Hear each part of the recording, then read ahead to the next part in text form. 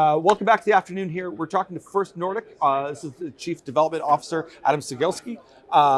We're looking forward to hearing about this story because it's an interesting development, a merger of two companies, but also we get to throw a little Agnico Eagle into the mix. So with that being said, tell us about First Nordic and tell us about what the plan is here. Okay, so First Nordic Metals is an explorer developer in Sweden and Finland. We are Europe's second largest gold deposit. We're a 2.5 million ounce gold deposit in northern Sweden, about 3 grams per ton average grade. It is a joint venture partnership with Agnico Eagle. So we are 45%, Agnico is 55%. So we don't pay a cent for any of the work. Agnico has put in $55 million. They've done 165,000 meters of drilling. And it's a super exciting project that we're hoping to be able to take control over time and really and re-rate our company based off that major asset. So tell me the first question people will have is, Sweden. I mean, what's it like to work in Sweden? I mean, they hear about, Nevada or Quebec. Yeah, Sweden, they say it's very similar to Canada, except the wild animals are a little smaller, like smaller bears, smaller everything. So it's very much like Northern Ontario and Quebec. It's the same rock type. We're talking about a greenstone belt. So this is typical, Archean greenstone belt like the Abitibi. Great jurisdiction, great workforce, very stable tenure, stable taxes. New government in place now, very mining-friendly government. So they're obviously very aware of what's happening and the need for raw materials, and they're supporting the development of that.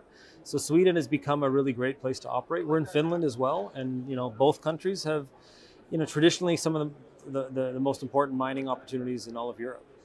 So your team, and it's a pretty heavy loaded team in here, I've done some big deals in the past. Mm-hmm. With that in mind, what was it that attracted you to this? Because you're part of a team that sold Caden Resources, which people know. And of course, Mr. Singh was on the board of GT Gold, which a lot of people will know. Mm-hmm. These are big names, big projects, big transactions.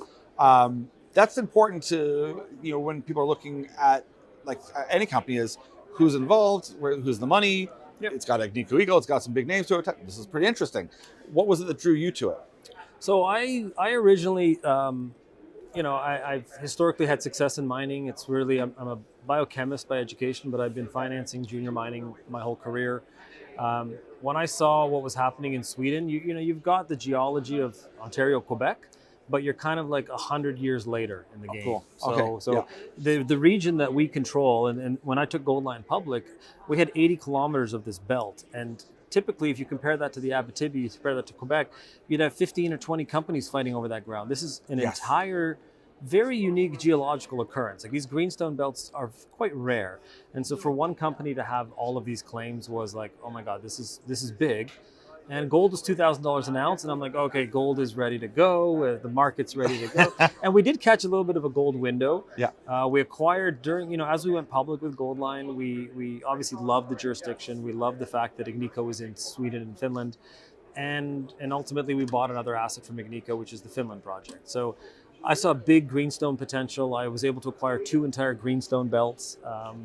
And you really wouldn't be able to do that anywhere else in the world. So that was what really got me excited. And it's a first world country. It's a tier 1 jurisdiction. It's very stable. So I knew with the right team, with the right, you could attract the right capital and you can get the work done.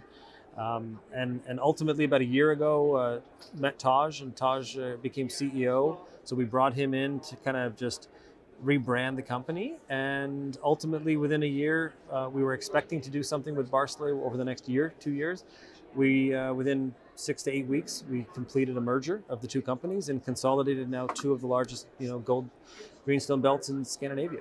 I mean, that's huge. I mean, that's the greenstone belt idea. That's a whole conversation we could have that we don't have enough time for. Yeah. But what should someone in the short term be looking at? Like looking for milestones? Is that this is a lot of land. It's a lot of upside as well. Yeah. What are you doing in the short term, and maybe a little bit longer as well, so someone can go, okay, you've got my attention. What should I be paying attention to down the road here? Yeah, the 2 most exciting things for us are Agnico's had this project for almost 10 years. They've been joint venture partner. They've put this money in. They're in the control position.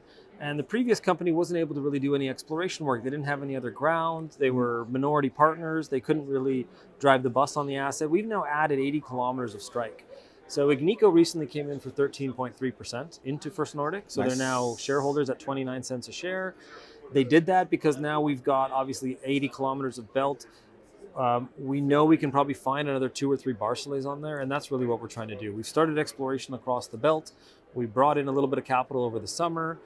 We did that in a non-dilutive way by bringing in existing warrant holders and cleared our cap table. Yes, I did see that. Yes. So that was sort of a creative way to bring in money. Yeah. And we have a new discovery that's only had, I think, 1,100 meters of drilling. It's got 22.5 meters of 2.5 grams as a discovery hole on the third hole. It's a 5-kilometer belt, which is like larger than the Barcelli footprint. So this is a 5-kilometer structure that is drill ready. And we have 2 other 5-kilometer structures on the belt. So you've got 3 massive geological anomalies. We're going to be testing those. If 1 or 2 of those materialize into early stage deposits, sort of discoveries, Agnico now looks at this and says, okay, we've got 2.5 million ounces. We know the deposit probably goes deeper. We've got some more ounces on the belt. We can build in a camp. Like, we are building Europe's next gold camp. You know, with the land package we have, with the team that we have, I think you're going to see some exciting exploration potential. And I think the other thing to look for is Agnico tried to sell this to their joint venture partners in 2021, and the deal didn't materialize. You know, you had a bit of a war situation going on in Europe that kind of derailed the precious metals market, and the funding just wasn't there. So now with sort of a new team in place and a new market that we're going into, we're obviously talking to Agnico about getting operating control of Barcelay. We're excited because we know the deposit is mineralized down to at least 1,000 meters. So you've got this rock that goes to 2 kilometers at least. We've only really seen, up to 500 meters in that 2.5 million ounces. So this could be 5 million ounces. This could be 7.5 million ounces, not to mention the rest of the belt. So where are you going to go find a cornerstone asset to invest in that is operated by the best mining company in the world, plus having 100% control of all your exploration potential, and now having this Finland asset that's sort of a kicker on top of it? We're getting an $80 million market cap valuation today, which I think we're getting zero value for our exploration potential, zero value for our Finland assets. And I think that's going to change here in the next few months. And it isn't being overly promotional. It's a legit evaluation to say that if you've got a greenstone belt, it's like this. I mean, the projects in Quebec and Ontario, they go 2 kilometers down. I mean, they're giant structures. And they go forever.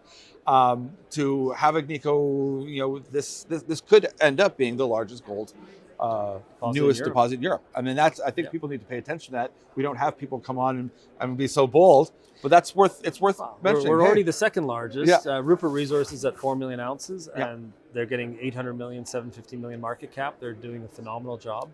Agnico owns 14.9% of them. That's a very exciting project. So I think, if we had operating control of Barcelay, we could show the market that this is a very comparable asset, without really saying much beyond that. I think Rupert has a phenomenal open pit.